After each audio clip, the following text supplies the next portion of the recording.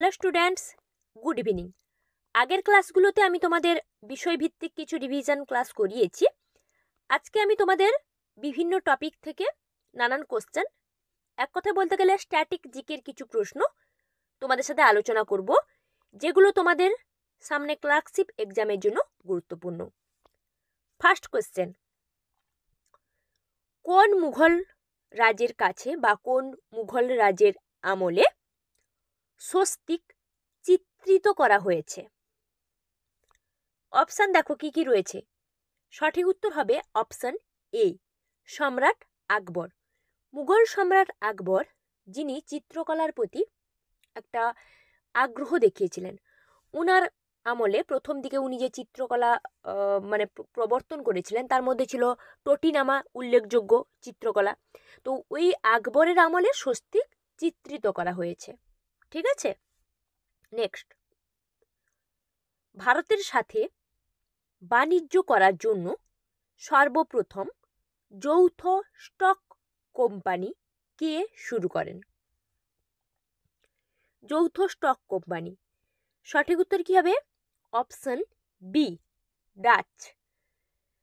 Dutch East India company সর্বাধিক লাভের জন্য অধিক লাভের জন্য 20শে মার্চ 1902 সালে আমস্টারডামে প্রথম স্টক কোম্পানি শুরু করেন। এতে কি হবে না, বিনিয়োগকারীরা কোনো ট্রেডিং কোম্পানির সাথে বিনিয়োগ করতে পারবে বা বিনিয়োগকারীরা তাদের ফিউচারের ভবিষ্যতের বিনিয়োগ সম্পর্কে জানতে পারবে। এটা হচ্ছে প্রথম যৌথ স্টক কোম্পানি। নেক্সট, কর্মমুন্ডা কোন রাজ্যের লোকনৃত্য? অপশান দেখো, রাজ্যগুলোর নাম দেয়া রয়েছে।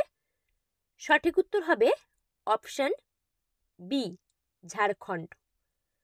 ঝাড়খণ্ডের আরও অন্যান্য কিছু লোকনৃত্য রয়েছে, যেরকম ঝুমুর, জননী ঝুমুর, মাদানিয়া, তারপরে অগ্নি, এগুলো সবই ঝাড়খণ্ডের লোকনৃত্য।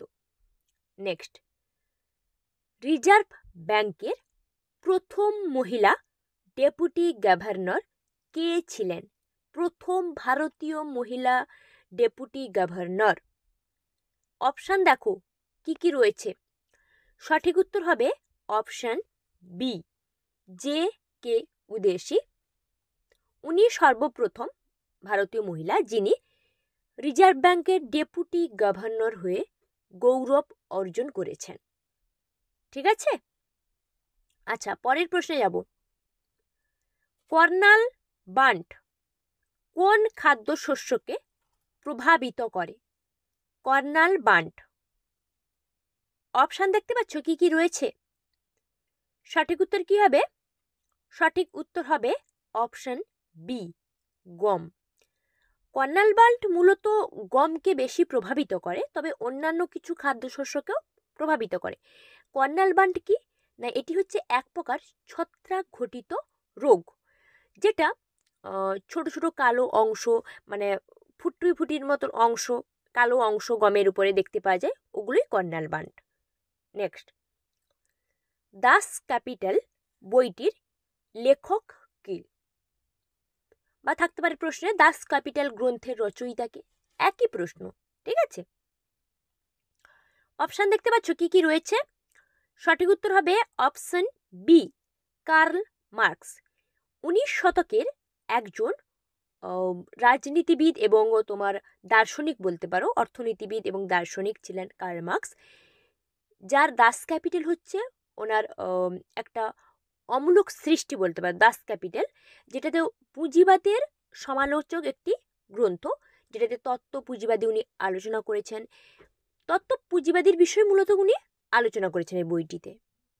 নেক্সট, সম্প্রতি কে প্রেস ইনফরমেশন ব্যুরোর নতুন ডিরেক্টর জেনারেল হিসেবে নিযুক্ত হলেন? সম্প্রতি, সঠিক উত্তর কি হবে?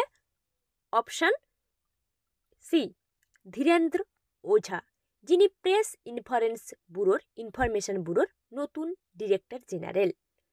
নেক্সট কোশ্চেন, কোশ্চেন নাম্বার 8 কি বলেছে? টোডরমল কোন ব্যবস্থার সঙ্গে অধিক পরিচিত? এ প্রশ্নের উত্তর আশা করছি সবাই জানো। টোডরমল কে ছিলেন সেটা আমাকে আর আলাদা করে বলে দিতে হবে না। সঠিক উত্তর হবে অপশন এ, যাবতীয় ব্যবস্থা। টোডরমল যাবতীয় ব্যবস্থার সঙ্গে অধিক পরিচিত ছিলেন। ঠিক আছে, পরের প্রশ্ন কি বলেছে? প্রশ্নটাতে বলেছে ভারতে কোন উপজাতির মানুষের সংখ্যা সর্বাধিক, সব থেকে বেশি কোন উপজাতির মানুষ বসবাস করে? গোল্ড উপজাতি। Option D is the right answer. ভারতে সব থেকে গোল্ড উপজাতির মানুষ বেশি বসবাস করে থাকে। ওকে, নেক্সট, অমরাবতী শিল্পকলার বিকাশ কোন রাজবংশের সময় ঘটে? অমরাবতী শিল্পকলা সব থেকে বেশি বিকাশ ঘটেছিল বা সব থেকে বেশি বিকাশ লাভ করেছিল কোন রাজবংশের আমলে? সঠিক উত্তর হবে সাতবাহন রাজবংশের আমলে বা সাতবাহনদের শাসনকালে অমরাবতী শিল্পকলা সম্পূর্ণভাবে বিকাশ ঘটেছিল। নেক্সট কোশ্চেন, কে ভারত ছাড়ো আন্দোলনের রানী নামে পরিচিত ছিলেন? ভারত ছাড়ো আন্দোলন যেটা 1942 হয়েছিল, যেটাতে রানী নামে পরিচিত কে ছিলেন? সঠিক উত্তর হবে অপশন বি, অরুণা আসফ আলী, যিনি ভারত ছাড়ো আন্দোলনের রানী হিসেবে পরিচিত ছিলেন। নেক্সট কোশ্চেন, কোন মুঘল সম্রাটের সমাধি ভারতের বাইরে অবস্থিত?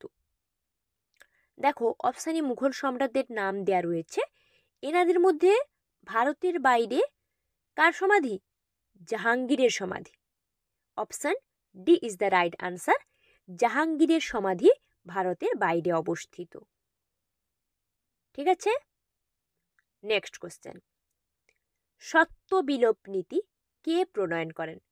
এই প্রশ্নগুলো খুবই ইজি, আসলে কমন কোশ্চেন। আমি তোমাদেরকে রিভিশন ক্লাস করাচ্ছি, তাই কিছু কোশ্চেন হার্ড এবং ইজি সব রকম মিশিয়ে তোমাদেরকে রিভিশনটা করাচ্ছি। সঠিক উত্তর হবে অপশন এ, লর্ড ডালহৌসি, যিনি সত্য বিলোপ নীতি প্রণয়ন করেন। তবু তোমাদের যদি কোথাও কোনো প্রশ্নের উত্তর বুঝতে অসুবিধা হয় বা যে কোনো কনফিউশন থাকলে তোমরা আমাকে কমেন্ট করে জানাতে পারো। ঠিক আছে, তার আগে চ্যানেলটিকে সাবস্ক্রাইব করো, ভিডিওটিতে লাইক শেয়ার অবশ্যই করো, যাতে ক্রিয়েটাররা মোটিভেট হতে পারে। আরও রিভিশন ক্লাস পেতে আমার চ্যানেলটিকে অবশ্যই সাবস্ক্রাইব করো।